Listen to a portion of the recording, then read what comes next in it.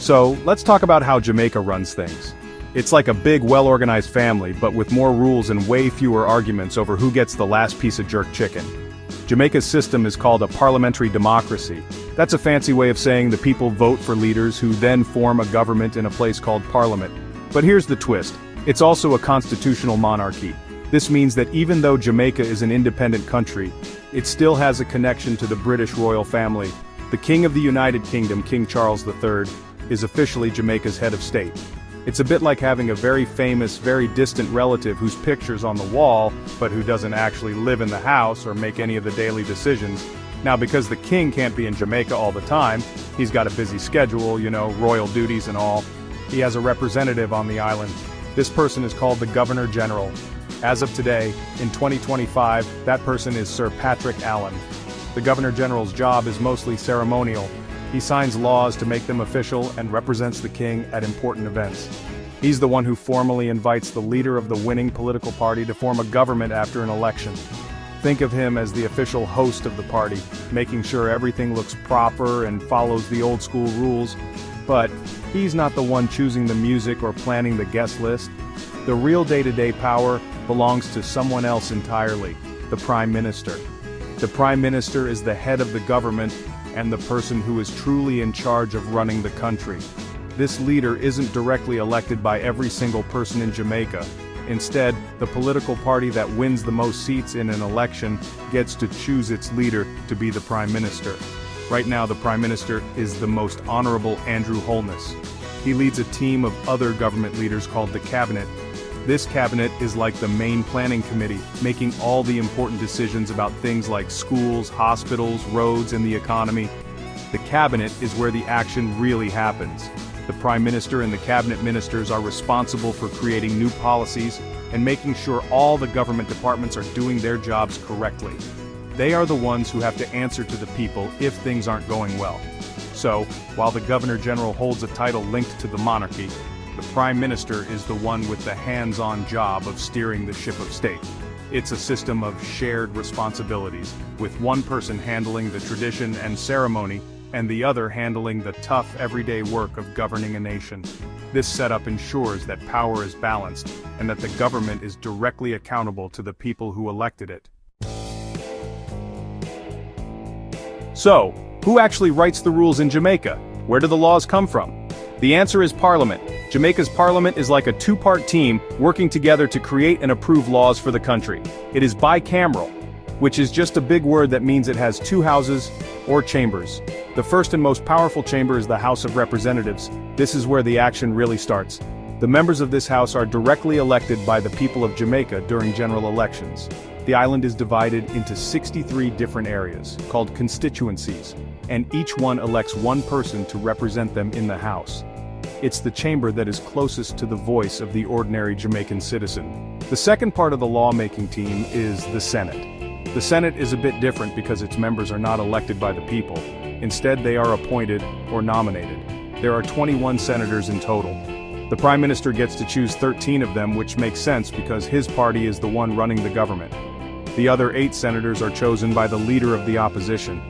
This design ensures that even the party that didn't win the election still has a voice in the lawmaking process. The Senate's job is to review the laws that are passed by the House of Representatives. They can suggest changes or improvements, acting as a second pair of eyes to make sure every new law is fair and well thought out. Think of it like cooking a meal. The House of Representatives is the main chef, deciding on the recipe and putting all the ingredients together. They create a bill, which is the first draft of a new law.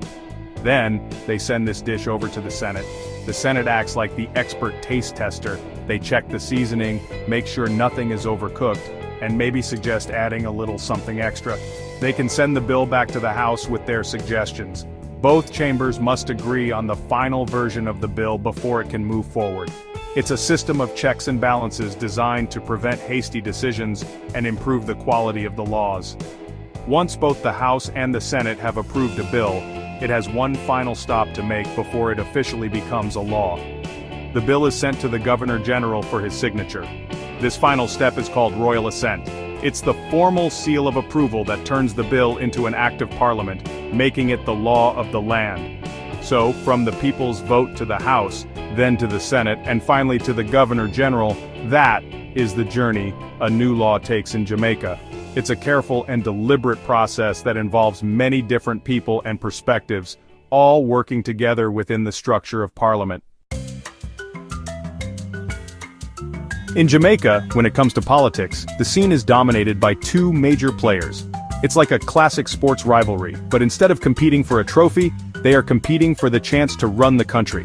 These two main political parties are the Jamaica Labour Party, known as the JLP, and the People's National Party, or the PNP. For decades, these two parties have taken turns leading the government. They have different ideas and policies, but both are deeply rooted in Jamaica's history. When one party wins an election, it forms the government, and the other party becomes the official opposition, whose job is to challenge the government and hold it accountable. As of 2025, the Jamaica Labour Party, or JLP, is the party in power. This means they won the last general election and are currently running the government. The leader of the JLP, the Most Honorable Andrew Holness, is therefore the Prime Minister of Jamaica. He and his party are responsible for making the key decisions that affect the country every day. On the other side of the aisle is the People's National Party, or PNP. Since they are the party with the second highest number of seats in Parliament, they form the opposition. The leader of the PNP holds the title of Leader of the Opposition. This position is currently held by Mark Golding, who leads the charge in questioning the government's actions and proposing alternative solutions. So how does one party get to be in charge? It all comes down to elections. Unlike some countries that have a fixed date for elections every few years, Jamaica has a more flexible system. The Prime Minister has the power to call a general election at almost any time he chooses. However, there is a limit. A government can only stay in power for a maximum of 5 years from the date of the first sitting of Parliament after an election. So, the Prime Minister must call an election before that 5-year clock runs out. This often leads to a lot of speculation and excitement, as everyone tries to guess when the election bell will ring. When an election is called, people across the 63 constituencies go out to vote for the candidate they want to represent them in the House of Representatives. The party that wins the majority of these 63 seats gets to form the new government. It's a straightforward system. More seats mean more power. This democratic process is the foundation of Jamaica's political stability. It gives every citizen a say in who leads them, and ensures that the government is ultimately answerable to the people. The rivalry between the JLP and PNP fuels political debate and gives voters a clear choice about the direction they want for their country. While Jamaica's system of government has been stable for a long time, there is a big conversation happening right now in 2025 about making a major change.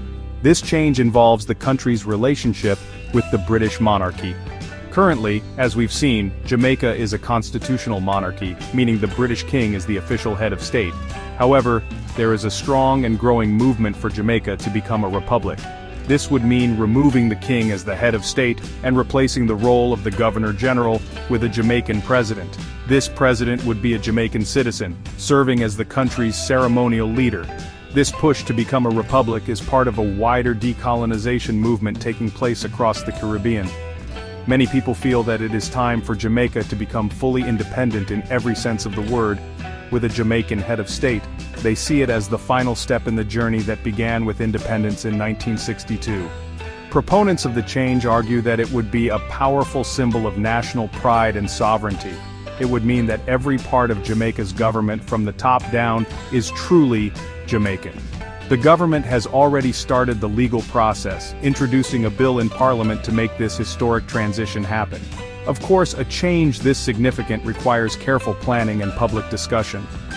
The new president would likely have a role similar to the current Governor General, mostly ceremonial, and not involved in the day-to-day running of the government. The Prime Minister would remain the head of the government with the real political power. The goal is not to change how the democracy works, but to change who holds the highest symbolic office. This move would follow in the footsteps of other Commonwealth countries like Barbados, which recently made a similar transition to become a republic.